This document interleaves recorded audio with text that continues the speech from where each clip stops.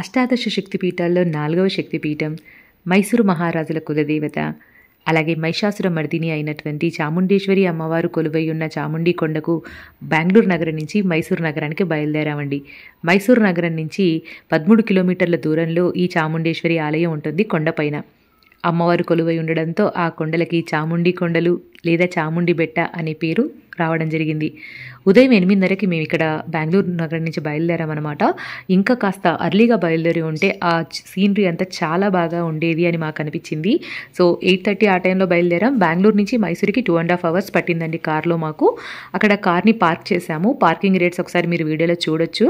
Car అయితే park చేసుకొని ఆలయ ప్రధాన ద్వారం వరకు మనం నడవాల్సి ఉంటుంది. అక్కడి దాకా బస్సెస్ కానీ అలాగే వెహికల్స్ కానీ అలౌ చేయరన్నమాట. ఆలయానికి చేరుకునేటప్పుడు మొట్టమొదటిగా మనకు కనిపించేది మహిషాసురుడి స్టాచ్యూ అండి. మహిషాసురుడిని సంహరించింది అమ్మవారు. ఒకప్పుడు ఈ మహిషాసురుడు ఘోర తపస్సు చేసి బ్రహ్మను ప్రసన్నం చేసుకొని తనకు చావులేని వరాన్ని కోరాడనమాట.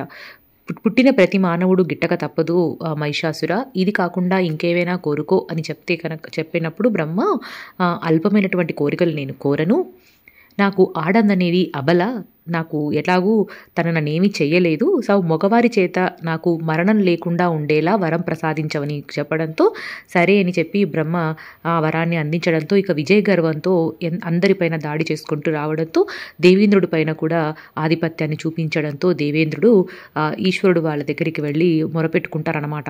ఇలా మహిషాసురుడి అరాచకాలు ఎక్కువయ్యాయి, ఎలా చెయ్యాలి అన్నప్పుడు పరమశివుడు తన త్రినేత్రంతో ఉద్భవించినటువంటి అమ్మవారే ఈ మహిషాసురుడిని సంహరిస్తుందన్నమాట. ఇందాక మీరు చూశారు కదా, అది దాసోహ భవనం, అన్నదాన భవనం. ఇక్కడ మీరు సైడ్కి కనిపిస్తుంది కదండి షెడ్స్ లాగా, ఆ షెడ్ లోపల ఉన్న భక్తులందరూ వెళుతున్నది ఉచిత అన్నదానానికి అనమాట. అక్కడికి వచ్చినటువంటి అంటే ఈ క్షేత్రానికి వచ్చి అమ్మవారిని దర్శించుకున్న ప్రతి ఒక్క భక్తుడికి అక్కడ ఉచిత నిత్యాన్నదానం ఉంటుంది. సో భక్తులు ఎవరికి ఏ ఇబ్బంది ఉండదండి, హ్యాపీగా అక్కడ మనం భోజనం చేయొచ్చు. ఇక మేమైతే 100 రూపీస్ స్పెషల్ టికెట్ తీసుకున్నామండి. అక్కడ 30 రూపీస్ టికెట్ కూడా ఉంటుంది. 100 రూపీస్ టికెట్కి కూడా 2 hours పైనే దర్శనానికి సమయం పడుతుందని చెప్పారు. సో అదైతే తీసేసుకున్నాము. శనివారం కావడంతో పబ్లిక్ కాస్త ఎక్కువగానే ఉన్నారు. ఇందాక చెప్పడం మర్చానండి, అమ్మవారు మహిషాసురుని సంహరించింది ఈ కొండపైనే. ఆ మహిషాసురుని సంహరించిన ఆ దినాన్ని ఇక్కడ దసరా ఉత్సవంగా చాలా ఘనంగా జరుపుకుంటూ ఉంటారట. ఇక ఆలయ దర్శనానికి పూజకి టైమింగ్స్ వచ్చేసి ఉదయం 7:30 నుంచి మధ్యాహ్నం 2 గంటల వరకు, మధ్యాహ్నం 3:30 నుంచి 6 గంటల వరకు, తిరిగి సాయంకాలం 7:30 నుంచి 9 గంటల వరకు అని అక్కడ తెలుసుకున్నది మీకు షేర్ చేస్తున్నానండి. ఈ క్షేత్రాన్ని చేరుకోవడానికి నడక మార్గం కూడా ఉందన్నమాట. 1659లో 3000 అడుగుల కొండ శిఖరానికి 1000 మెట్లతో కూడినటువంటి మార్గాన్ని నిర్మించారు. అయితే కరెక్ట్గా 800 మెట్ల దగ్గర ఒక చిన్న శివాలయం ముందు పెద్ద నల్లరాతి నంది విగ్రహం ఉంటుందటండి. ఆ నంది విగ్రహం ఎత్తు 15 అడుగులు, పొడవు 24 అడుగులట. మేము కారులో వచ్చాం కాబట్టి నేను అవన్నీ చూడలేదన్నమాట. కాకపోతే నాకు తర్వాత తెలిసిన విషయం ఏంటంటే, మనం కారు ద్వారా వచ్చినా కూడా ఒక 100 మెట్లు కనుక కిందికి దిగితే ఆ నందీశ్వరుని చూడొచ్చు అని చెప్పేసి నేనైతే చూడలేకపోయాను. మీరు ఎవరైనా అలా వెళ్తే కనుక కావాలంటే మీరు చూడొచ్చు. ఇక ప్రధాన ఆలయ గోపురం మీకు చూపిస్తున్నాను చూడండి, ఎంత కలగా ఉందో కదా. నాకైతే చాలా బాగా అనిపించింది. వీడియో ప్రారంభంలో చెప్పినట్టు అష్టాదశ శక్తిపీఠాల్లో 4వ శక్తిపీఠం అండి ఈ క్షేత్రం వచ్చేసి. సతీదేవి యొక్క తల వెంట్రుకలు ఈ ప్రాంతంలోనే రాలిపడ్డాయట. మైసూరు మహారాజులు చాలా సంవత్సరాలుగా ఈ దేవతను పూజిస్తూ కులదేవతగా ఆరాధిస్తూ ఆలయ అభివృద్ధికి ఎంతగానో సహకరించారటండి. ఇక్కడ ఆషాఢ మాసంలో కూడా భక్తులతో క్షేత్రం అనేది కిక్కిరిసిపోతుందన్నమాట. ఆ సమయంలో అలాగే దసరా నవరాత్రుల టైంలో ఆలయాన్ని చూడడం ఇంకా పుణ్యంగా భావిస్తారు భక్తులు. కోరిన కోరికలు, మనం కోరుకున్నటువంటి కోరికలు కనుక ధర్మబద్ధం అయితే కనుక అమ్మవారు తప్పకుండా నెరవేరుస్తుందట. నేనైతే కొన్ని సంవత్సరాల తర్వాత చూస్తున్నానండి. చిన్నప్పుడు 6th క్లాస్లో ఉన్నప్పుడు ఈ క్షేత్రాన్ని దర్శించానండి, స్కూల్ తరపున వచ్చాను. మళ్ళీ ఇన్నాళ్ళకి ఇప్పుడు వచ్చానన్నమాట. అమ్మవారిని చూసి చాలా సంతోషం వేసింది. ఇక దర్శనం చేసుకొని బయటకు వచ్చి ఈ వుడ్ ఐటమ్స్ ఏమైనా పర్చేస్ చేద్దామని చెప్పేసి చూస్తూ ఉన్నాము.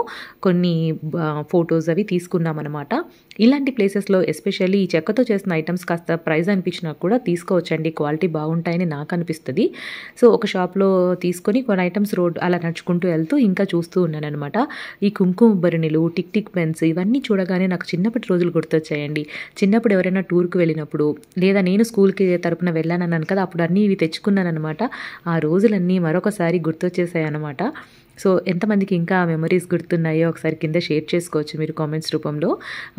నాకు తెలిసినంత వరకు క్షేత్రానికి సంబంధించిన విషయాలు మీకు చెప్పానండి. అలాగే మైసూర్ నుంచి ఈ క్షేత్రాన్ని చేరుకోవడానికి ప్రతి అరగంటకు మైసూర్ నుంచి బసెస్ ఉన్నాయి, లేదా ఓలా క్యాబ్స్ కానీ ఆటోస్ కానీ అవన్నీ కూడా మనం ఇక్కడికి చేరుకోవడానికి యూజ్ అవుతాయి. సో ప్రసాదం టైమింగ్స్ అంటే అన్నదాన టైమింగ్స్ ఇక్కడ బోర్డులో ఇక్కడ మెన్షన్ చేశారు, మీకు అది చూపిస్తున్నాను చూడండి. మేము ఇక్కడైతే భోజనం చేయలేకపోయామండి, దర్శనానికి చాలా సమయం పట్టింది. మళ్ళీ మేము తిరిగి మహారాజా ప్యాలెస్ చూడడానికి వెళ్ళాలనుకున్నాము, అందుకే సమయం అవుతుందని చెప్పేసి బయట ఎక్కడైనా ఏదైనా లైట్గా టిఫిన్ చేద్దామని చెప్పేసి బయలుదేరాము. వెళ్ళేటప్పుడు ఆన్ ది వేలో మనకు వ్యూ పాయింట్ కనిపించిందండి. సరే చూద్దామని చెప్పి చూస్తే ఏవి నాకైతే క్లియర్గా కనిపించలేదు, కాకపోతే అక్కడ బైనాక్యులర్ వ్యూ ఉందన్నమాట. సో ఒక పర్సన్కి 20 రూపీస్ వాళ్ళు ఛార్జ్ చేస్తున్నారు. అందులో నుంచి చూస్తే ఈ సిటీ అంతా, మైసూర్ సిటీ అంతా చాలా బాగా కనిపిస్తుంది.